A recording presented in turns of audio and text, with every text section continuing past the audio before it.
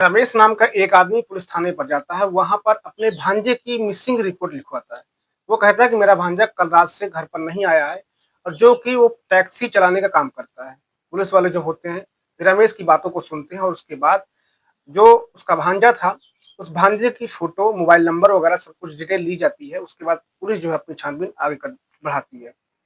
छानबीन में पाती है कि जो उसके रमेश के भांजे का जो मोबाइल नंबर था और उसकी जब डिटेल निकलवा जाती है तो उनको मिलता है कि उस मोबाइल नंबर से एक रोमा नाम की महिला के साथ लगातार ये बातें मतलब कर रहा था, टच में था।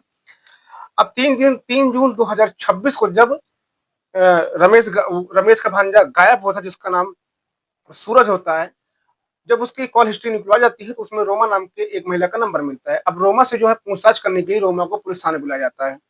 जब रोमा से पूछा जाता है कि सूरज को तुम पहचानती हो, तो रोमा तुरंत जो है मना कर देती है कि मैं किसी सूरज को नहीं जानती हूँ, ना मैं पहचानती हूँ, ना मुझसे कोई लेना देना है। तो पुलिस का शक था कुछ ज्यादा बढ़ जाता है, क्योंकि सूरज की कॉल हिस्ट्री में रोमा का नंबर मिला था कई बार और लगातार उससे बातें हो रही थी। रोमा को जब सब चीजें दिखाई जाती हैं कि भाई देखो, सूरज के कॉल हिस्ट्री में तुम्हारा नंबर पाया गया है, तुम झूठ क्यों बोल रही हो, तो काफी सबूत दिखाने के बाद रोमा टूटती है। टूटने के बाद एक महिला जिसकी उसकी सहेली थी, जिसका नाम प्रीति था, उसका नाम बताती है कि कैसे उन्होंने सूरज को मारा था। मारने के बाद जंगल के एरिया में उसको फेंक दिया गया था।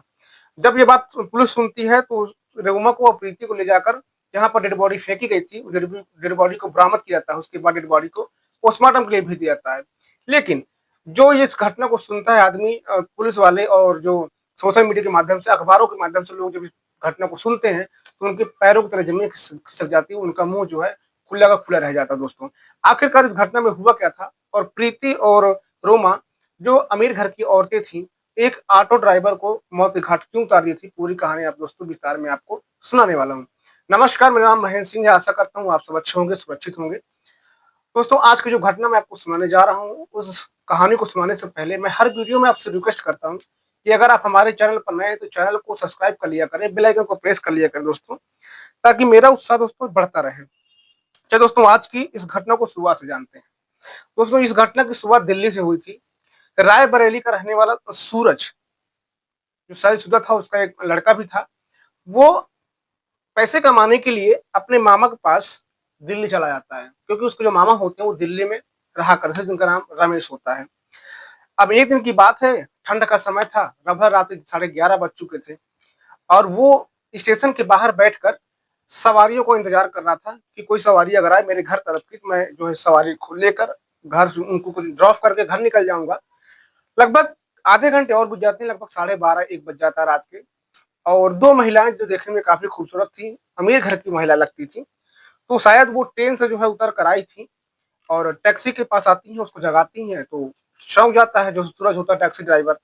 अब उससे बातें करती हैं कि देखो, मेरा घर यहाँ पर पड़ता है और जल्द जो है आप हमें छोड़ दीजिए।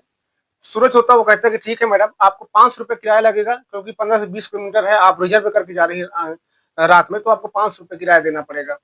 अब प्रीति और जो रोमा होती है उसकी उसकी बातों को मान लेती हैं और 500 रुपये के लिए एग्री कर देती हैं कि ठीक है, तुमको 500 रुपये मिलेगा, चलो मेरे सही सलामत जो है तुम हमें घर छोड़ दो।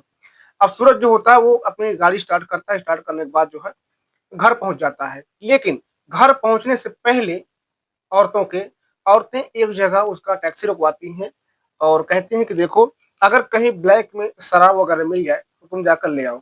जो सूरज होता है वो रात में शराब वगैरह ढूंढता है वहां पर, लेकिन ब्लैक में कोई शराब मिल नहीं रही थी, क्योंकि रात 1 बज चुका था, दुकान बंद हो चुकी थी, शराब मिलती नहीं है। लेकिन रोमा और प्रीति सूरज को अपने घर ले जाती हैं।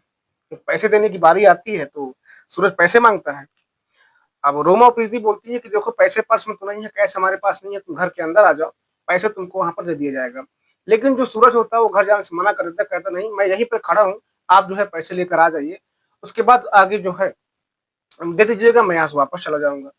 अब जो रोमा होती है और प्रीति उसको बहुत कन्विंस करती है, घर के अंदर ले जाती हैं, उसको चाय कॉफी वगैरह पिलाती हैं, ऑफर करती हैं और कॉफी में कुछ ऐसा डाल देती हैं कि कॉफी पीने के बाद सूरज जो होता है वो पूरी तरह से बेहोश हो जाता है।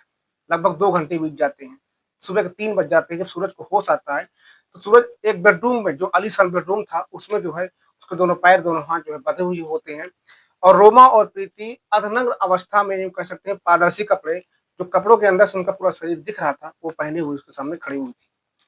टैक्सी ड्राइवर सूरज पूछता है कि मैडम जी आप क्या कर रही हैं, मुझे ऐसे बांध के क्यों रखा गया है? तो रोमा और प्रीति कहती है कि देखो तुम अगर हमको खुश कर दोगे तो यहाँ से तुम चले जाओगे, अगर खुश नहीं कर पाओगे और तुम चिल्लाओगे तो हम लोगों को इकट्ठा कर लेंगे और कह देंगे तुम हमारे तुम घर में जबरदस्ती घुस आए हो और गलत काम करने का इल्जाम लगा देंगे, तुमको जेल पहुंचा देंगे। अब सूरज बिल्कुल परेशान था, हैरान था, करे तो करे क्या। उनकी बात मानने के अलावा सूरज के पास अब कोई रास्ता नहीं था। सूरज उनकी बात मानता है और दोनों को रात भर जो है खुश करे था, बिल्कुल अच्छी सर्विस देता है। अब रोमा जो होती है सुबह जब होती है तो रोमा अपने बेडरूम से 5,000 रुपए निकाल कर लाती है और सूरज को देती है। मजबूरी में सूरज 5,000 रुपए ले लेता है, अपने घर के लिए चला जाता है। अब एक बार सूरज उनके साथ रिश्ते बनाता है, उनको खुश करता है, तो ये सिलसिला हमेशा का हो जाता है। जब भी रोमा और प्रीति को जरूरत पड़ती और तो वो सूरज ऑटो ड्राइवर को अपने घर पर बुला लेती, उसके साथ रात भर संबंध बनाती, उसके बदले में उसको पैसे दिया करती थी। जो रोमा का पति थे वो शहर से बाहर रहा करते थे बिजनेस के सिलसिले में, लेकिन जो प्रीति थी उसके घर वाले, उसके जो हस्बैंड थे, बच्चे थे, घर पे ही थे। लेकिन जब भी उसको संबंध बनाने का मन करता किसी और के साथ, वो रोमा को फोन करती, रोमा को फोन करके उसके घर पर पहुंच जाती। उसके बाद दोनों प्रीति और रोमा फोन करके सूरज को अपने घर में बुला लेते। ये सिलसिला लगातार चल रहा था। सूरज बिल्कुल बेहद परेशान था, करे तो करे का इस चीज से छुटकारा वो कैसे पाए। हमेशा सूरज जो है चिंता में रहने लगता, परेशानी में रहने लगता। उसकी बीवी को ऐसा लगता है कि किस बात की जो उसकी परेशानी है। एक दिन उसकी बीवी पूछती सूरज की कि आखिरकार बात परेशानी क्या है आपको, आप मुझे बताइए क्या दिक्कत क्या परेशानी है, क्योंकि मैं काफी टाइम से आपको देख रही हूँ कि आप चुपचाप रहते हैं, ज्यादा खाते पीते नहीं है, आपका कहीं मन नहीं लगता है, ना आप हंसते हैं ना मुस्कुराते हैं। तो वो अपनी जो सूरज की पत्नी थी जिसका नाम रेखा था, वो उसको उसकी बात को टाल देता है, कहता है ऐसी कोई बात नहीं है और मैं सब ठीक ठाक हूँ। लेकिन पत्नी तो पत्नी होती है, उसको कुछ शक होता है। उसे फिर से लगातार पूछती है, कई दिनों तक पूछती है। तो वो रो कर जो है पूरी कहानी को बयां करता है कि मैं किस प्रकार से किस जाल में फंस चुका हूँ और मुझे यहाँ से निकलने का मेरे पास कोई चारा नहीं है। पहले यूं था कि वो लोग मुझे पैसे दिया करती थी, लेकिन अब ऐसा हो चुका है कि जितना वो दिन भर में कमाई करता हूँ, शाम को मेरे साथ संबंध बनाती हैं और पूरा पैसा भी मेरा ले लेती हैं। अब जब रेखा ये बात सुनती है तो बिल्कुल वो परेशान हो जाती है, आखिर करे तो करे क्या। अब क्या करती है रेखा जो होती है, वो बात को सुन लेती है, समझ लेती है, लेकिन करने के लिए उसके पास कुछ था नहीं। वो ये भी नहीं जानती थी कि रोमा का घर कहाँ है, प्रीति का घर कहाँ है, ये रहने वाली कहाँ की है, ऐसा कुछ भी नहीं जानती थी वो। अब क्या होता है कि सूरज एक दिन रोमा और प्रीति से मिलने के लिए जाता है, लेकिन संबंध बनाने से वो यहाँ इनकार कर देता है। इस चीज को लेकर रोमा और प्रीति गुस्से में जाती है। रोमा की पति की लाइसेंसी जो पिस्टल होती है उसको निकालती है और सूरज को गोलियों से भून देती है। सूरज को गोलियों से भूनने के बाद उसकी लाश को रात को जंगल में दोनों लोग मिलकर फेंक देते हैं और वहां चुपचाप चले आते हैं।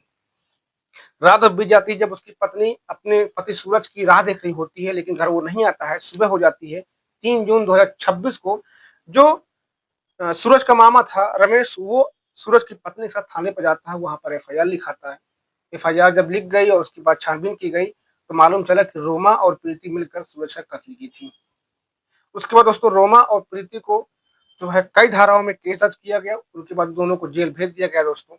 दोस्तों इस घटना को सुनाने का उद्देश्य सिर्फ आपको जागरूक करना, सुरक्षित करना था, ना कि किसी को दिल को ठेस पहुंचाना मेरा उद्देश्य रहता है। इस घटना को सुनकर आपकी क्या राय है कमेंट बॉक्स में जरूर बताइएगा।